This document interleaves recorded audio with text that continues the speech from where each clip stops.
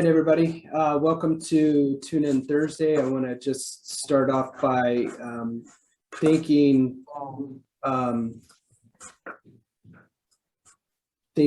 our panel, Hal Sweasey of ReMax Del Oro, Mike Oliver of Coldwell Banker Premier Real Estate, and Christa Lowry of Coldwell Banker Premier Real Estate.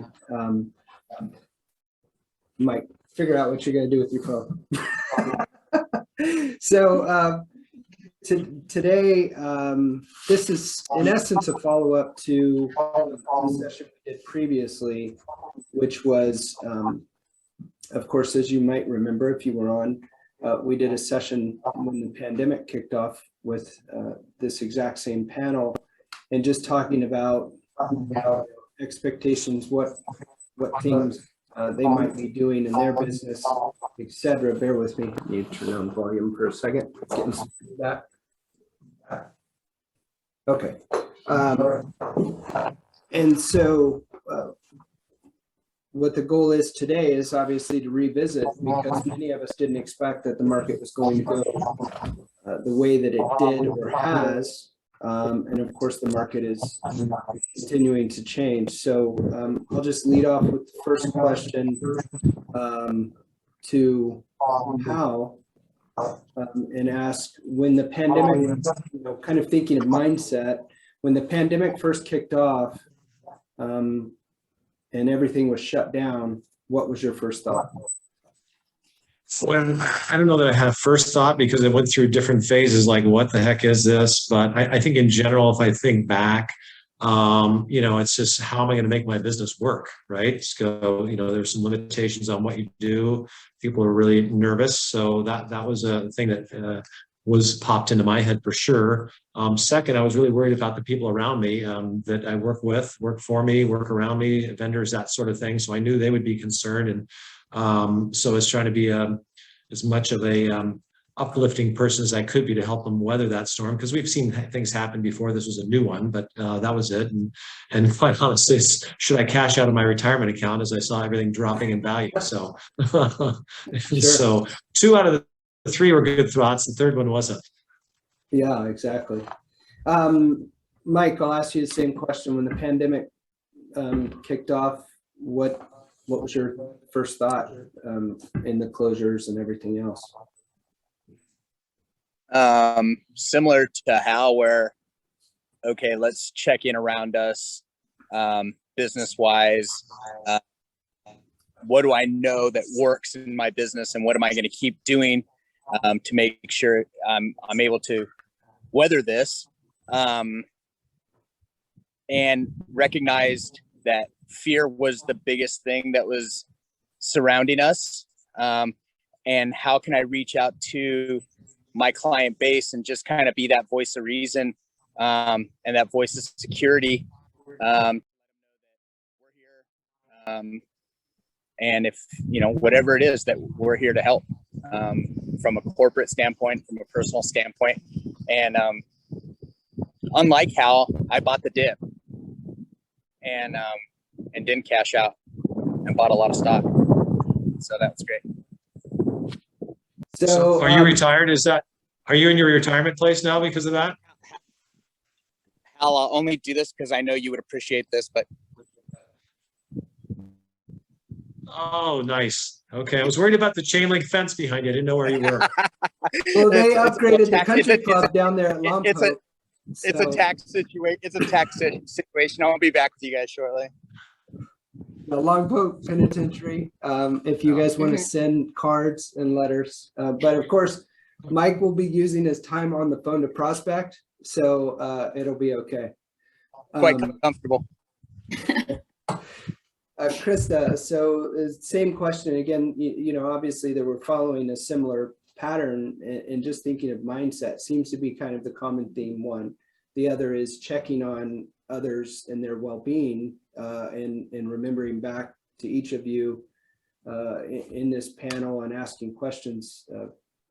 As Hal said, when we didn't know what was going to happen, I know that's one of the things that you emphasized also, was checking in on people, center sphere of influence, I'll call it, and just, people in general. But not to put words in your mouth. So what for you though was that first thought when, everything shut down and we didn't know what was going to happen next, as Hal said?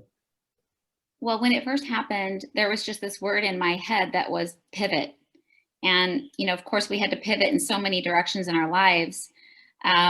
We pretty much had a Zoom meeting right away and said, okay, guys, it's time for us to check in with people. I don't want anyone saying anything about real estate. We're just going to call everybody that we can, ask them if they're okay, ask them if they need anything, if there's anything we can do, and just don't say anything about real estate. If they ask about it, just say we're all kind of trying to figure out what's going to happen, and we'll let you know when we have an update. So that was great. I mean, I feel like the phones were kind of quiet for about 2 weeks, and I think that put a little bit of fear into everyone's minds. I think just, oh my gosh, what's happening? And so during that time, I just thought, let's just work on our skills and be there for people, and everything's going to come together. Sure. Yeah. And I think for a lot of us, as each of these people have expressed again, is that there was some fear base that, kind of creeped in initially. But, then it's okay, what do we do next? And I think that's a really important point to say that although, to quote, I think Mike Ferry would say, that regardless of the market, your job stays the same essentially, but each person, kind of approaches it differently, obviously. So, Mike, what adjustments did you make to your business? I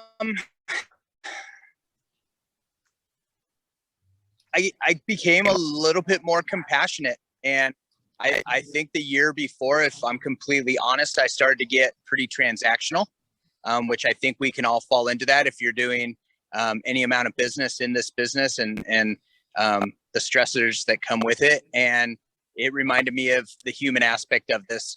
Sure, it's still business. Sure, we still have a job to do, but checking in and doing those types of things, that making sure my clients were okay. We took some clients groceries, oddly enough. We're not running a philanthropic endeavor here, but nonetheless, we're all in a community, especially in our small community. And I doubled down on my processes. Once we got away from the checking in and the prospecting started again, I added an hour. And I came in, and my office manager told me to put surfboards up to block out the outside so people didn't see me. So we did that, and I dialed harder. Let me clarify that point there, Mike, because people are thinking, is seeing a surfboard above me, they're thinking, what does that have to do with anything? So obviously there was question at that point for all of us whether we were allowed to be in the office or not. And so I just recommended to Mike that we took 2 of our surfboards from the office and put them in front of his windows, because I thought we don't need to put ourselves on display for the city of Pismo driving by to come in and accost us for, being rule breakers, so Turns out that's what that was. It wasn't that we needed to hang more surfboards on the wall to be more successful. So, but it was effective. And there were some really strong relationships I feel that were built over that time. Because through adversity, you can it'll either make or break relationships, right? That's when character's shown. So a lot of character was shown during that time of people in, tight circles, and we doubled down on processes. We just doubled down on everything, the advertising, everything. Go harder. It's working out. Thank you, Mike. Hal, what adjustments did you make? Yeah, I mean, just the typical one logistically, like how do you show a house? When we weren't allowed to show houses for a while, or nobody knew what you could, I knew an agent could show a house, but the owner would. So sometimes I call my owners and go, hey, if somebody wants to see your house and I can't show it, do you want to open it up for a buyer? And let them make that decision. So, that was a little pivot. Probably have to never do that again, but I know agents who've done that in the past. And, you know, I think what Mike said, and both Christa and Mike, like fear is a big deal, right? When this market changes, people are going to be nervous again, right? And they need someone to hang their hat on, just like a doctor, you know. I mean, if you got something you don't know what is going on with your body, if the doctor's freaking out, then you're freaking out. But the doctor says, no, no, we've seen this before. This is how this plays out. Here's what we need to do. And so helping people with that fear through communication was a big deal for sure. And then I would just add, I forgot that we did bump up some marketing and some mailings and that sort of thing too, because I figured everybody else was on shrink mode. We were kind of on expand mode. So we didn't have much else to do. So it's like, okay, let's go out there and make sure we're well known. But I had a friend who called what Christa does, and we kind of did that more care calls and then customer kind of prospecting calls, you know. So I think there's a similar vein that we all probably took in that respect. Sure, thank you. Christa, same question. What adjustments did you make to your business? Okay, well, the first one was what I've already mentioned, which was calling all of our clients to check in and not talking about real estate and just being caring and loving. The next thing, we started supporting our community and becoming really community minded. So we started going around to the different businesses that were struggling. We purchased a $50 gift certificate, and sometimes they would match us, but we didn't ask them to.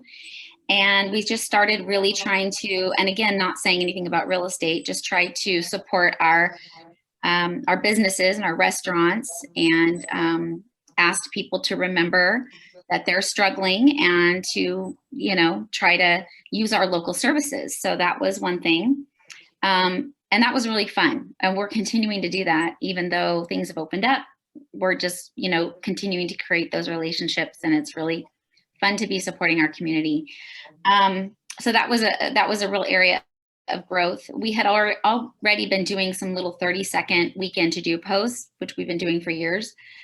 But this seemed to be a lot more fulfilling to us because we were actually purchasing something and helping them financially. So that was great.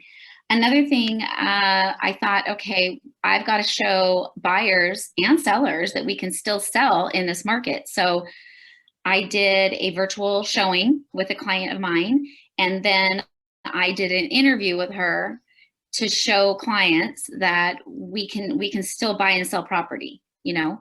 And so that was a change that we made. And then as far as listings go, we've been doing 3D tours and videos and all that for years, but we kind of stepped it up.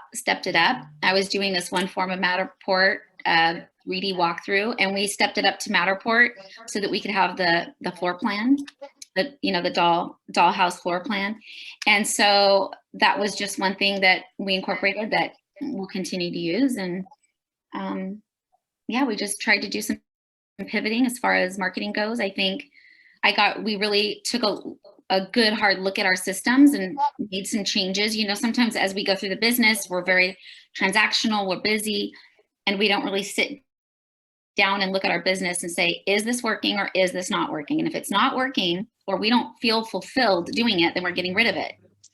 And it was kind of interesting because I felt that I had started to, you know, maybe have my assistant or my runner deliver a client gift from, you know, here and there, because I felt too busy. And during COVID, I felt like I couldn't wait to deliver that. You know, I feel like I'm kind of going back to, like Mike said, not being as transactional, but just continuing to hone my skills of relationship, because really that's all that matters. So I was really thankful for that. Great, thank you. Yeah, and you know, obviously through our industry, there were a lot of things that, you know, possibly were going to get adopted. Hal mentioned, you know, the ability to not show houses. I think it might have been Hal mentioning on our previous session that he actually, or maybe it was you, Hal, I'm not sure, but I'll give you credit, that he actually had a client open all the windows, and then the people could come to the house and view the house from the outside. Does that sound familiar? Maybe Christa, I can't remember. Mike. Yeah, I mean, that's, if they were worried about people coming, like, you know, you had to be pre-qualified, you just didn't go look around. So yeah. And then, yeah, open all the windows and we'll let somebody walk the property on the outside before they walk inside. And, you know, do whatever could happen if they walk inside. So yeah, we did that too. Sure. Yeah. And it just, as I think all of you mentioned, and just our industry as a whole, it was like suddenly, of course, this was going to be how we did everything. And then you see how quickly as things open back up, it changed back to, not even maybe before they were open back up, that we were all getting very creative as to how we could get people into properties and, et cetera, et cetera. So virtual open houses, of course, all of those things. So of the things that you changed, what's one thing that you adapted to, pivoted to, changed to, that you decided you're going to keep, and one thing that you're going to maybe not keep? Mike, I'll start with you. I don't know that there's anything that I'll discard. It changed, this whole thing changed more than a process. It changed my state of mind, in just kind of head down and just go harder. And I'm not taking that away by any means. The doubling down on the processes, we're sticking with that. And still ramping up the advertising, the prospecting, and adding, I added another buyer's agent. And so we'll maintain that. But I don't think that there's anything that I'll discard. Okay, great. Hal, same question. Yeah, I mean, it's definitely helped us to be, we had the excuse to get like proof of funds and pre-qual and everything before we show a buyer a property.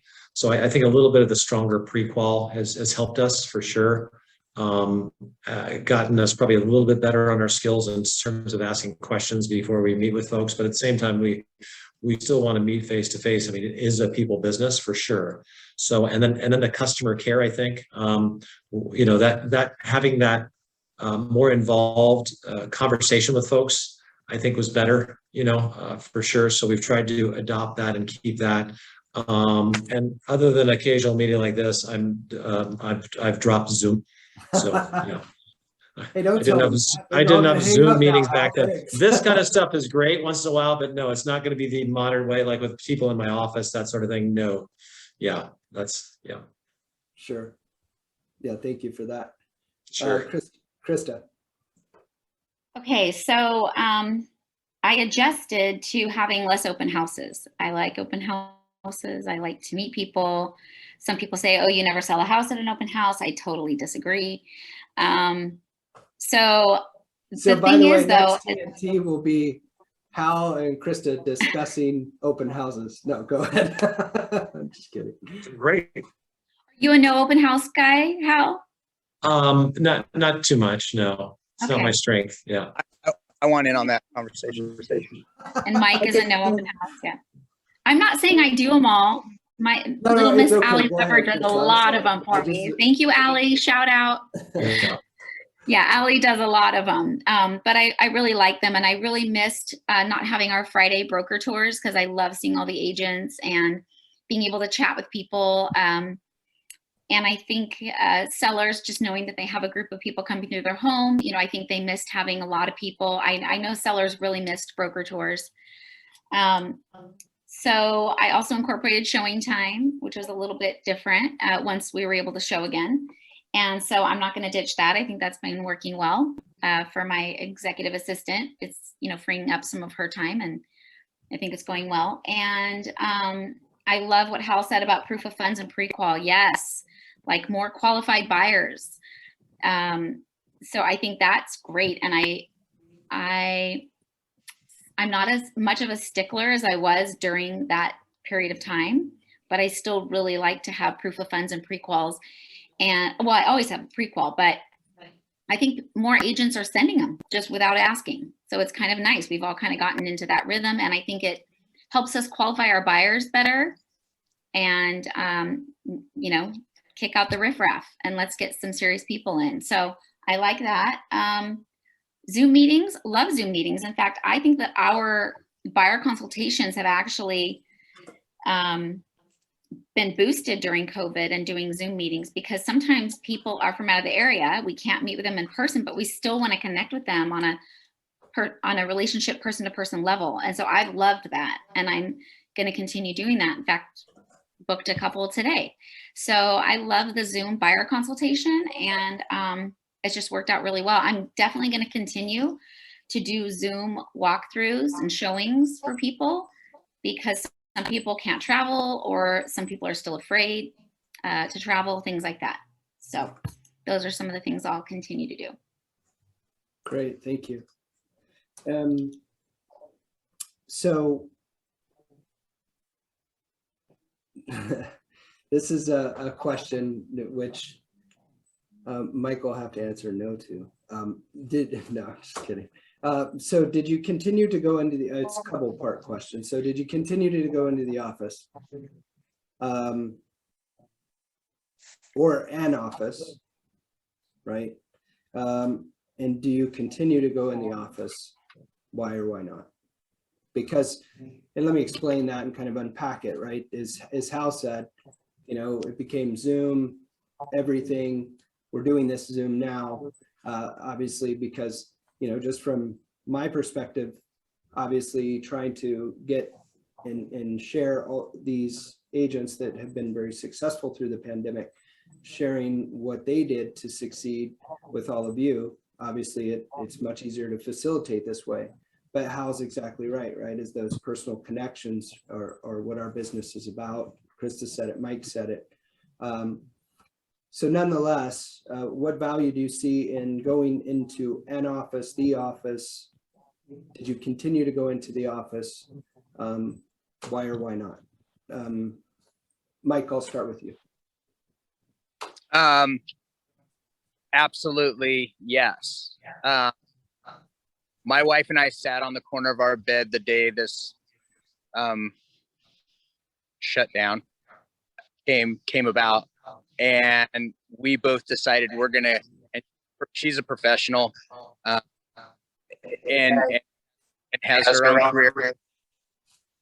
We both decided that we were going to continue what we do, and we'll be responsible, but fear won't be around.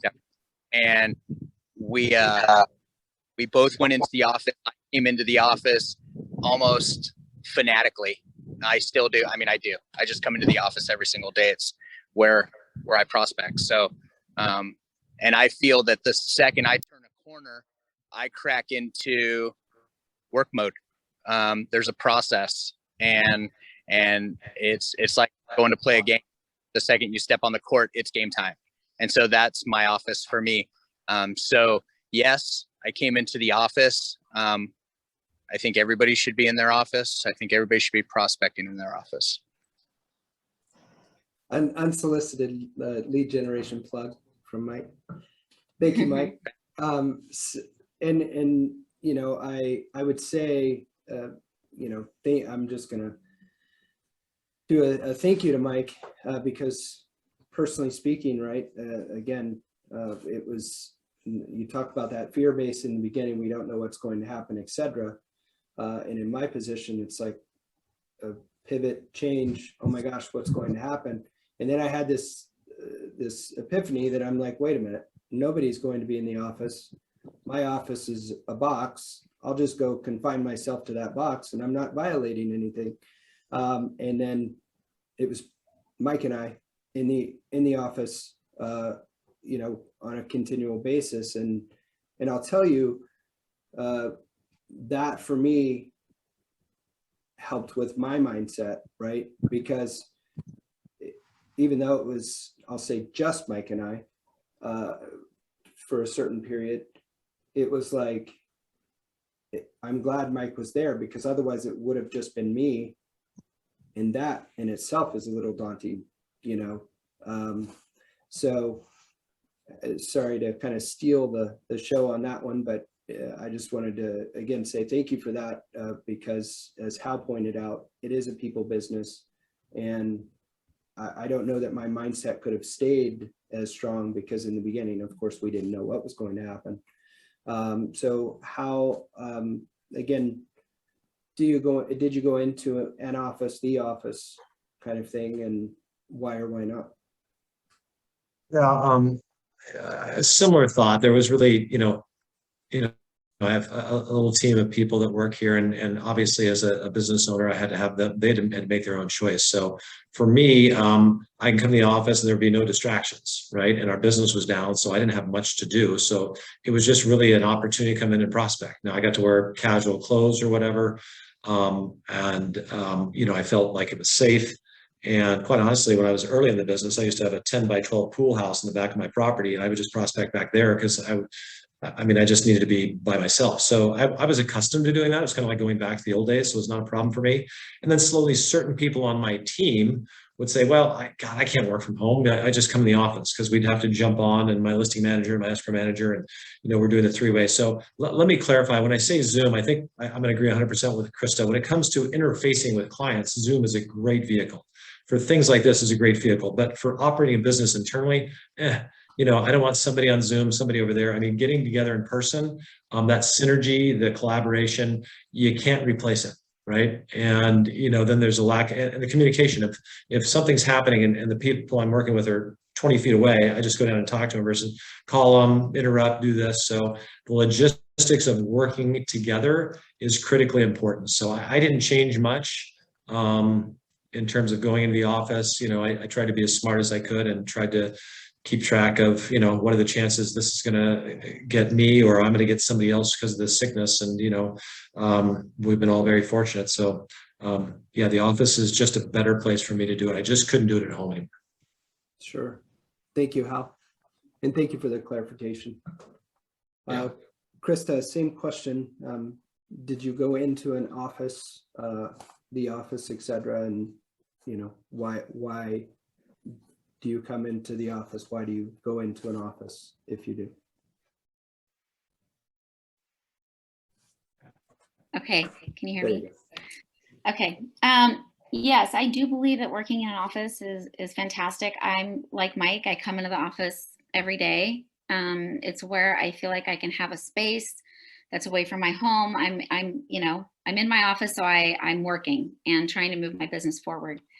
During COVID was a little tricky. I have an elderly mother, and I want to keep her safe. And there were times that maybe I'd come into the office, and then a few other people would come in, and I'd think, oh gosh, I'm not sure if this is what we should be doing. So I was trying to just be really smart with that. My husband and I both ended up getting COVID at work. So that didn't work out so great for us, but we are healthy and we got through it okay. We're some of the lucky ones.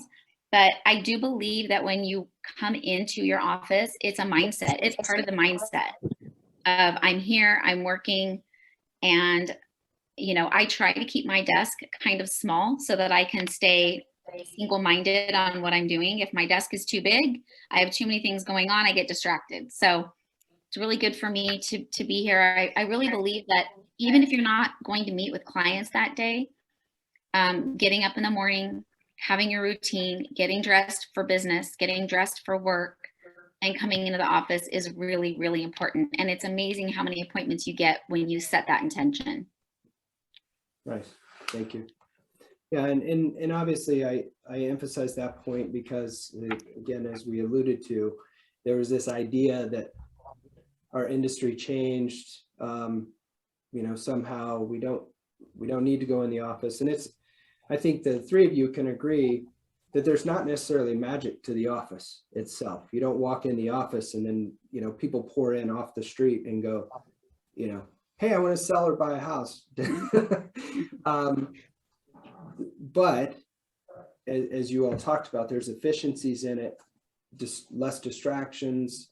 Maybe there are distractions in the office, that type of thing, but we have to limit those distractions, of course, ourselves.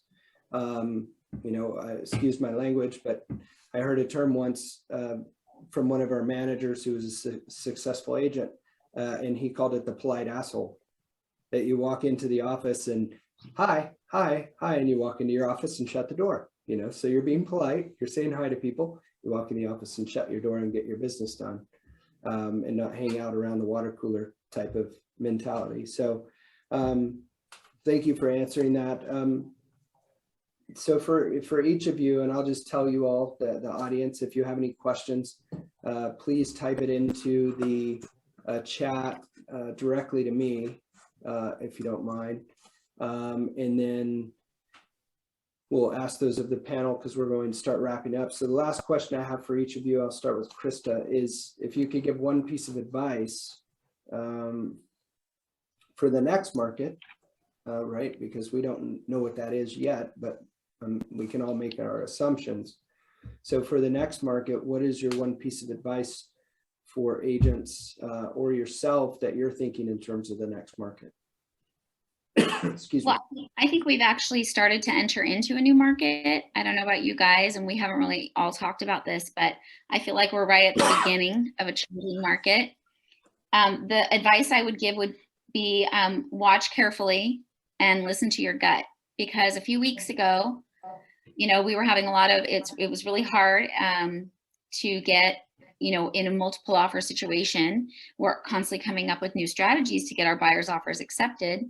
And we've been fairly successful in doing that. However, our buyers were getting buyer fatigue a few weeks ago. And I said, hey, you know, our buyers are getting buyer fatigue. And I think this is going to start happening, you know, everywhere. And I feel like it's an opportunity for our buyers to maybe look at some things that might have been in escrow, fell out of escrow, just kind of go back and look at some other things.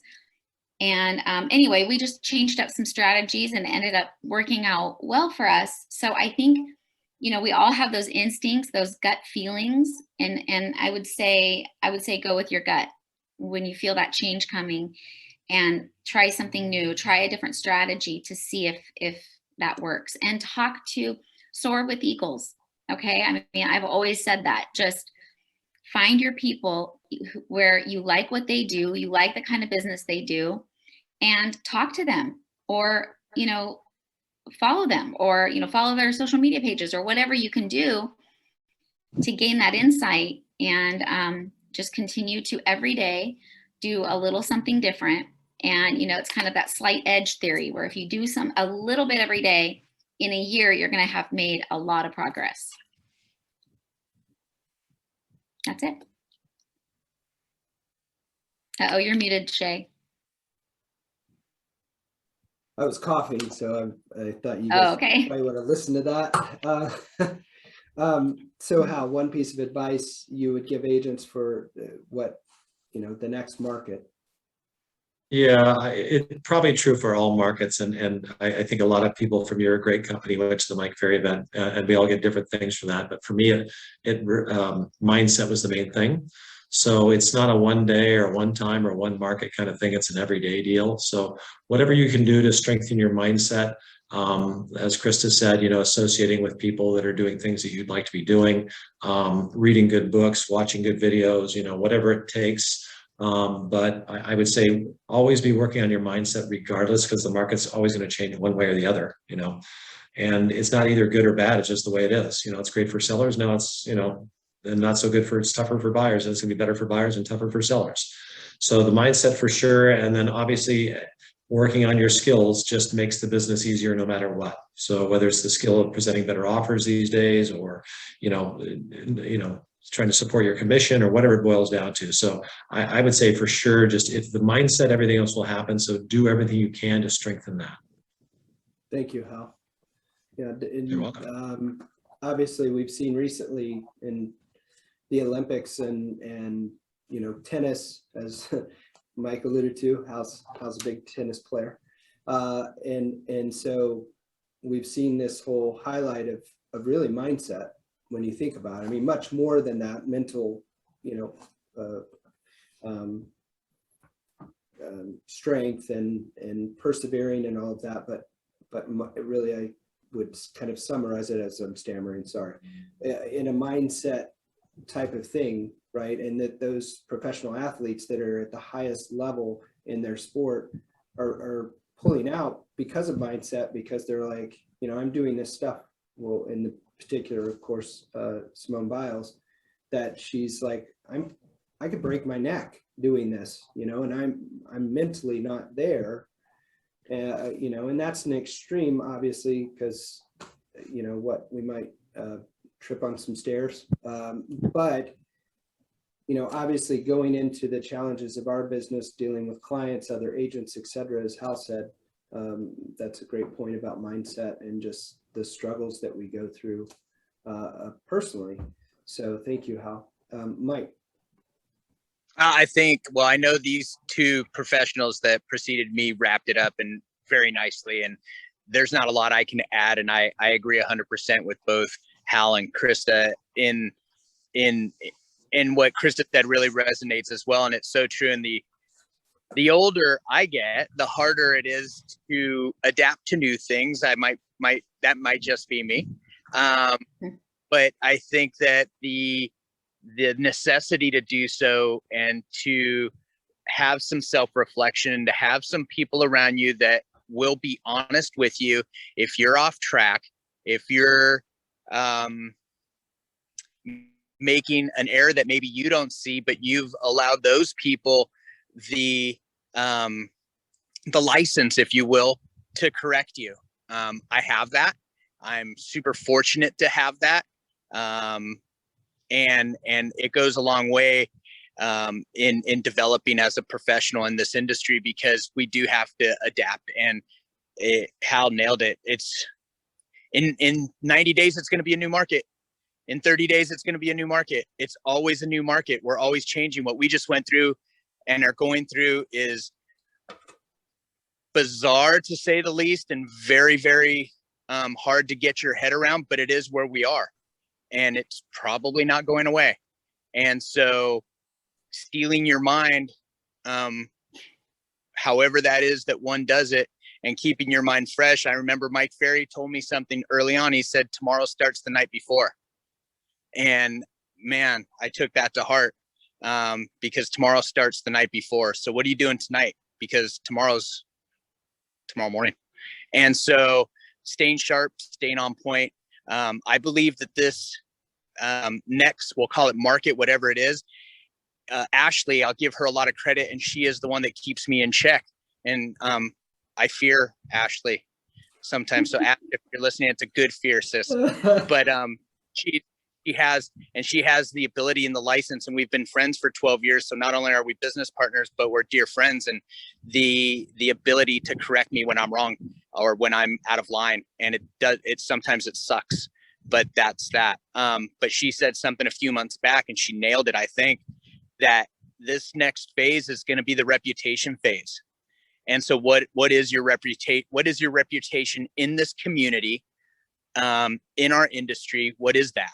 And I think we should guard that with our lives. And I believe that this pandemic, the onset of it, was the opportunity to, like Christa said, pivot in every way. I mean, it's a fresh start for a lot of people. And so, yeah, I think guarding our reputation, stealing your mind, and just being prepared tomorrow starts the night before. Thank you.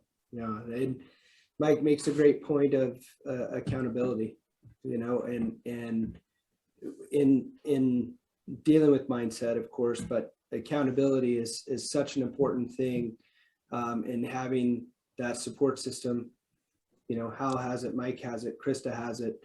In terms of your business and succeeding, you have to have that accountability in your business, because of course in real estate and as agents, you can not show up and someone may or may not say anything to you. And so, and then of course, stepping back to the mindset point, that you have somebody to help you through our pitfalls in our business, et cetera. And then, you know, I would add to that, you know, not being attached to the outcome, which is very hard in our business. And something, of course, that these three people do at a high level, because, you know, when you're doing the number of transactions that they are, you know, you can't do that and be attached to every, you know, you can't not have a strong mindset and do what they do. So, anyone have any specific questions? We have a few minutes before we're going to wrap up. Mike's arm's about to fall off holding his phone. That'll teach him.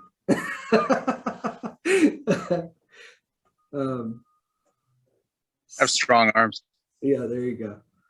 Okay, seeing none. I just want to thank again the panel, Hal Sweasey, Mike Oliver, Christa Lowry. I want to thank you all for being on today, taking time out of your busy schedules. No, and let me highlight a point. Especially Mike. Sorry, Yeah. you know, the interruption of your tennis game. And let me highlight a point, actually. So Mike committed to, and this is something, right? Our mindset usually is, let me take, you know, generally speaking, Saturday, Sunday off, you know, that type of thing. Well, Mike committed to taking Thursdays off. And he had a client walk in yesterday. Anecdote, sorry. Had a client walk in yesterday. I thought it was Thursday. And I'm like, oh yeah, Mike doesn't come in the office today, you know, but he's working, I can assure you. And then Ashley I heard looks you at say me. that. Ashley looks at me and goes, Shay, that's tomorrow. And I'm like, oh my gosh. So anyway, hopefully you connected with him, Mike. So I apologize. I But did, and we're listing his property today at 4. Nice, congratulations.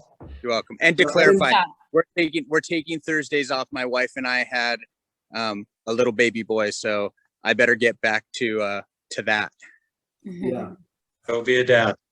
Yeah, man. Well, thank you all for being on. Take that Have a one great chance. week. Thank you, guys. Thanks, Bye, guys. everybody. Bye. Have a great day. Thank Bye, you. guys. Good to see you, Hal. Thank you. You too, Krista. Good job. Thanks, Shay. Thank you.